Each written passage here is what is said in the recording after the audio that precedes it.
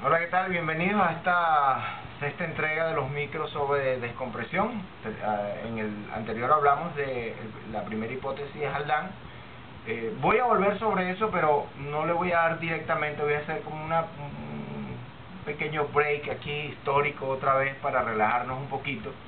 Pero esta vez los temas un poquito más históricos van a ser relacionados con el desarrollo del buceo, como no desde el punto de vista de descompresión, sino desde otro punto de vista que, bueno, ustedes lo van a ver, va a ser se va a explicar por sí mismo. Comenzamos entonces hablando que la escafandra clásica, aquella de las películas que hemos visto antiguamente, como 20.000 leguas de viaje submarino y ese tipo de cosas, es inventada en 1837 por el señor Augusto Siebe se escribía. Y el primer regulador de demanda se inventa en 1866 por un señor francés de apellido Roquejol. Ya para esa época, para 1866, era muy bien conocido lo que ellos llamaban la temida, para entonces accidente de descompresión, ya era conocido. Se sabía que había un mal grave que acechaba a los buzos al salir, pero la causa era un misterio, ¿no? Entonces, hablé antes del señor Paul Bert, que en 1878 pues había descubierto la causa del accidente de descompresión, y esta causa era la burbuja de nitrógeno. Muy importante esto, la causa del accidente de descompresión es la burbuja de nitrógeno. Cuando se bucea con aire, es la burbuja de nitrógeno. Hay a veces factores que pueden llevar a eso, como bucear profundo, saltarse los tiempos, todo eso, pero esos son factores. Lo que lo causa es la burbuja. Eso es como que si dijéramos que una neumonía lo causa pues una bacteria, no que la persona salió y anduvo corriendo sin ropa en medio de una lluvia y entonces fue un descuidado y luego cayó una nevada y siguió corriendo sin ropa y entonces se resfrió y le dio una neumonía. Entonces, no podemos decir que la causa de la neumonía era que nevó y que el hombre no se puso ropa. No, esos son factores que influenciaron, pero la única causa es la bacteria que tiene. De la misma manera, la única causa del accidente de descompresión cuando se bucea con aire es la burbuja de nitrógeno, no hay otra causa. Al tratar de eliminar el nitrógeno, pues se usa oxígeno puro, eso ya lo hablamos. Y esto también se descubrió que el oxígeno puro pues afectaba a los buceadores, sobre todo cuando pasaban los 10 metros de profundidad, pues eran afectados en su sistema nervioso central. Esto se conoció como el síndrome de Paul Bert. Entonces, cuando el sistema nervioso cuando el oxígeno ataca el sistema nervioso central, se llama el síndrome de Paul Bert.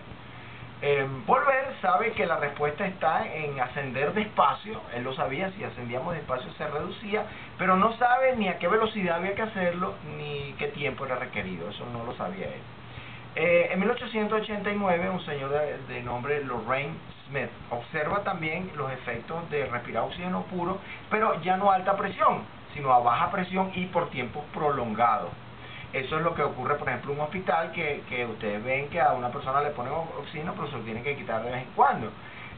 No puede estar expuesta la persona a oxígeno por periodos prolongados porque podría tener problemas a nivel pulmonar, y eso es conocido como el efecto de Lorraine-Smith. Entonces, oxígeno a alta presión, síndrome de Paul Bert. Efectos del oxígeno a baja presión, el efecto Lorraine-Smith.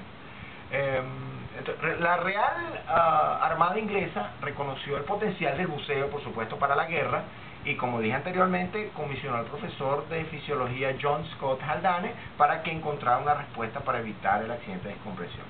Literalmente lo que le pidieron al señor Haldane fue lo siguiente: usted debe conseguir un método donde un hombre averaje pueda trabajar con seguridad hasta una profundidad de 55 metros, fue lo que le habían pedido a él. En 1908 concluyó su trabajo, de lo que hablé anteriormente con su primera teoría, y este trabajo él lo llamó la prevención del accidente causado por respirar aire comprimido, así se llamaba el trabajo. Este trabajo es la base de todas las tablas de compresión y tenía 4 principios fundamentales, que ahora viene el repaso de lo anterior. Nuevamente vamos a hablar un poco sobre su teoría, pero basado ahora en 4 principios fundamentales. El primer principio fundamental de la teoría de Haldane dice lo siguiente, que tanto la absorción como la eliminación de gas en los tejidos tiene una forma exponencial. Ya hablé un poco de esa exponencialidad que hay. La velocidad de saturación varía de tejido en tejido, esa es la segunda, no es igual, no es igual. La presión de gas dentro de un tejido nunca debe exceder aproximadamente el doble de la presión ambiental. Esto en el próximo capítulo, cuando hable de la segunda hipótesis, nuevamente voy a tocar este tema. Y la descompresión debe ser iniciada con un cambio relativamente grande de presión ambiental. Hoy en día, pues la gente llama esto la parada profunda. Viene también de eso, o sea, no son cosas nuevas, viene todo de allá, ¿no? Tanto la absorción como la eliminación del gas en los tejidos tiene una forma exponencial. Eso lo hablé anteriormente con la teoría de los tiempos medios, donde decía yo que en el primer tiempo medio, digamos, vamos a usar un minuto para que sea fácil, nuevamente como repaso. En el primer tiempo medio, digamos, si decimos que hay un tejido del cuerpo humano que su tiempo medio es de un minuto, vamos a decir que en el primer minuto de exposición a la presión alcanza el 50% de su máxima carga. En el segundo minuto, un 75%. En el tercer minuto, un 87.5%. En el cuarto, se me fue ahora. En el quinto, un 93 algo, y en el sexto casi el 100%. Aunque no es así, como les dije anteriormente, porque nunca alcanza el 100%, pero decimos que a la sexta vez alcanza el 100% de la carga. Entonces, siempre con cada tiempo medio se alcanza el 50% de la carga. O sea, cuando falta el 100%, en el primer minuto ya se alcanzó el 50%. Nos queda un 50% de capacidad.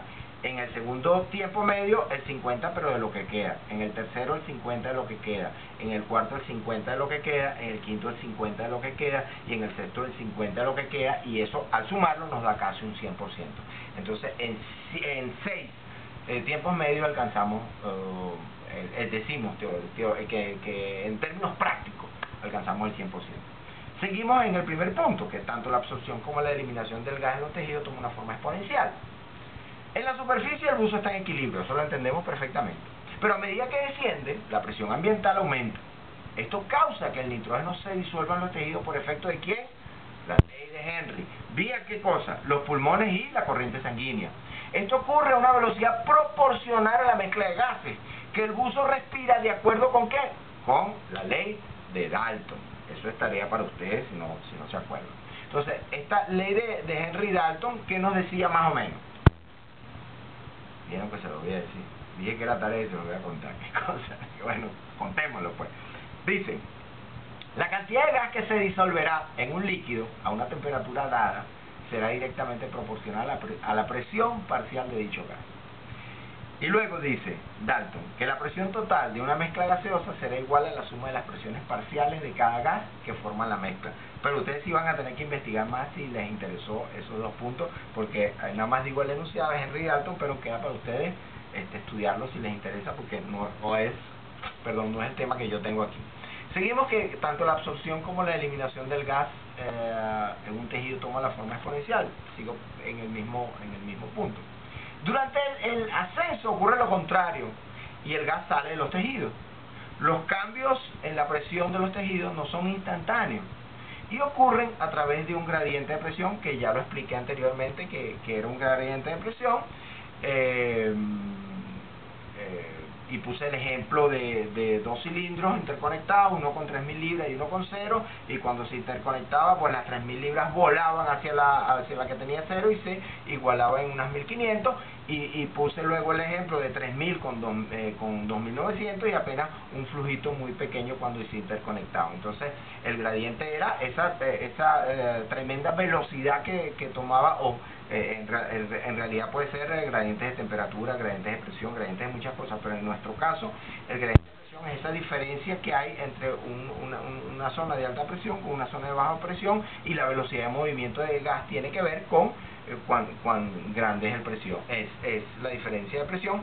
Y ahí había hablado también de la importancia de dar oxígeno al paciente, porque se creaba un gradiente de presión gigantesco. Bueno, terminó el micro número 6. Seguimos más adelante con estas interesantes charlas sobre teoría de descompresión. Muchas gracias.